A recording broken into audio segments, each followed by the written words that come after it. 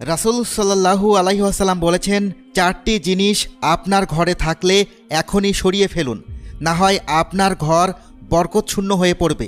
টাকা পয়সা যতই উপার্জন করুন, কিভাবে খরচ হয়ে যাবে আপনি নিজেও বুঝতে পারবেন না।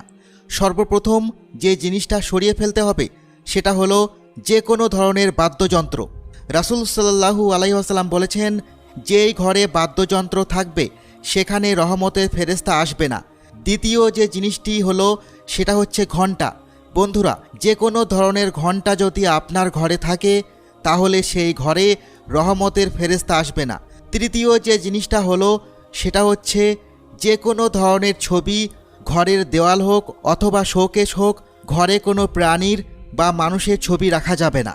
চতুর্থ যে জিনিসটা হলো সেটা হচ্ছে টয়লেট থেকে বের হয়ে দরজা আটকে রাখবেন, কোনোভাবেই দরজা খোলা রাখবেন না।